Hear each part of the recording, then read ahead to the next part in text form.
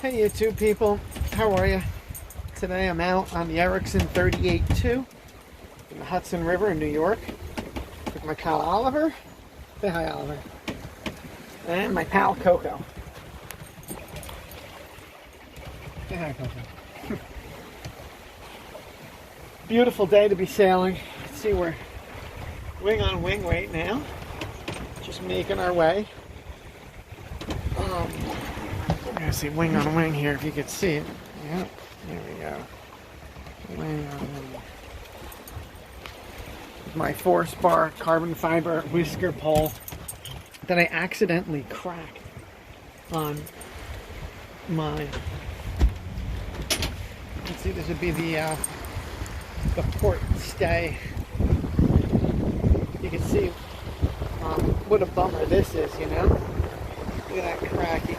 It's hard to see, but it's cracked all the way around and it's stressing. I don't even like being standing here next to it. We're moving along right now at about 4 knots into a 4-knot current. So we really have a lot of strain on everything up here. Come on, Oliver, let's get back. Let's get back down to up. Okay. Now we got Oliver back there. I wanted to talk to you guys about the boat and what we've done. You can see how rapidly we're moving along here. Doesn't look like we're moving that fast. So anyway, our instruments. Alright, built this pod over the winter. I have this on-off switch here, which does my radar dome. This way it doesn't draw power all the time. So that's good. And then these marine instruments right here. This is the P70S control head. And I forget what this is, the I70S, I think they call this guy right here. The greatest thing I like about this is going in and out of the marina. I go, yeah, I can see my rudder angle. It's awesome. Really helps a lot. And you can delete all the pages you don't need, so really I only have 3, which is great. That's all you need. Now I had the most problem with this Garmin, because this Garmin, if I put it in an auto mode, which if you look, auto guidance, do you see the auto guidance in me? If you were to select that before, it wouldn't follow it. It would be all, it just would say, if you hit the track button right here, it wouldn't allow you to track. So I had to do a combination of things to get this to work. Let me show you what we got here. Back here really quick. This guy here, this guy, I think he's called an ActiSense. Okay, this guy's living now inside the binnacle. He's living inside the binnacle, and he's hooked up to the Raymarine Seatalk NG, which everything I did was Seatalk NG because I have Raymarine below deck autopilot. So that's what it wasn't communicating with. So basically, this ActiSense goes to the Seatalk NG, and it takes the NEMA 0183 out of the Garmin, because the Garmin will put out autopilot data over the 0183. So it puts it out over that. This converts it to basically NEMA 2000 on a Seatalk NG connector style, and I got it to work. I was very happy with that. But then I was losing all my other stuff. So basically, my Garmin has the 0183 output talking through the ActiSense to the autopilot. But then I also have it hooked up to the Seatalk NG network via the NEMA 2000 port. This way, it communicates all the other data, your location, GPS location, and all that. And then on the 0183 input, I don't have that hooked up to the ActiSense. I have that disconnected. What I have hooked up there is my Vesper Marine, and that works really well. It shows me all the other vessels. I sailed around Long Island with it. It works great. And then this tablet right here, I usually, if I'm sitting here, I'll have this hooked up to the Garmin Active Captain, and it'll show you basically what's going on at the helm. It's pretty cool over the Wi-Fi network. So if you go helm, it should connect right to it. I think. There it goes. There's the helm. And there's the helm. Now you see it.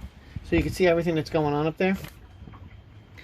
If you hit stop panning, this will actually communicate with it as well. So now you see the depth, the wind speed. It shows everything, water temp, because all that now communicates to it over NEMA 2000, which is great. This thing's really cool. Surprised I'm not seeing my GPS speed right now. That's something that's been kind of dropping in and out on the Garmin.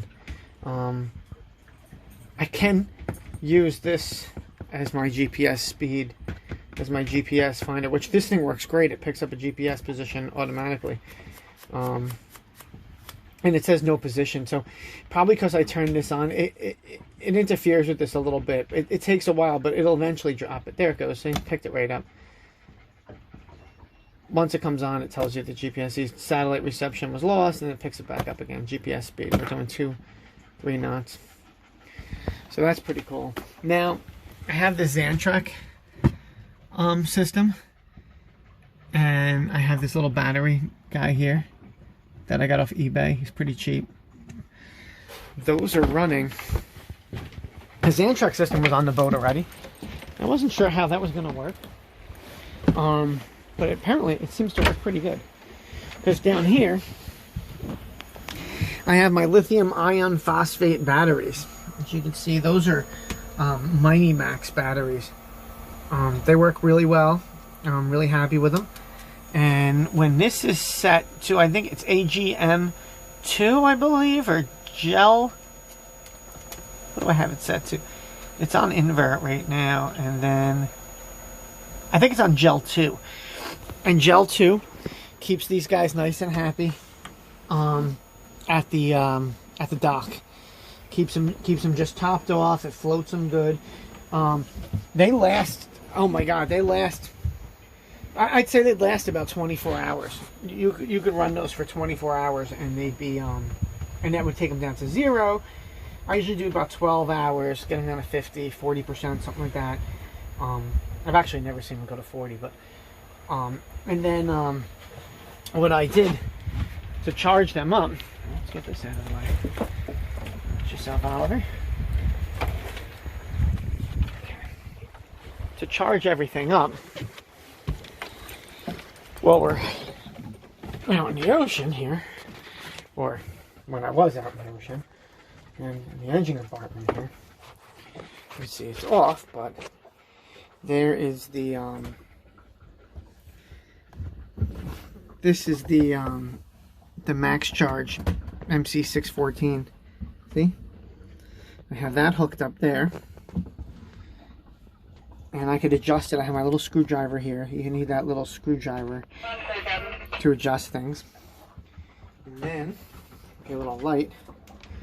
I switched everything over to the serpentine type belt with a 200 amp alternator. It's pretty, right? It took a little bit of time. Got some new fuel injection lines and injectors, and always working on something. Just put a new fuel lift pump in because the other one went bad, and I stalled out on my way back from Albany. But it started right up. I don't know. I changed it out and I ran full throttle up here, and it works great. So, but that's it for me and Oliver here out in the ocean, and I'm sorry, out in the middle of the Hudson River. That's what we did to the boat, and everything works great. You know, like I said, those batteries, boy, they keep it going. Even with the refrigerator running, the radio's on, everything. I even hit the inverter from my Keurig. I have the stove, but you know, that takes time to make coffee, and the Keurig does it faster. A couple of minutes it does it. And this Keurig is great too. This is more like a I searched out for this thing. I had to end up buying it online. This Keurig doesn't store water. It only has that one little storage unit in there where you dump the water in. After that, there's no water left in it, which is great for a boat because you don't want water sitting around. And it has the instructions on it because this is more of a hotel style Keurig. Works pretty good. Everything else is working tip top too. I'm pretty happy.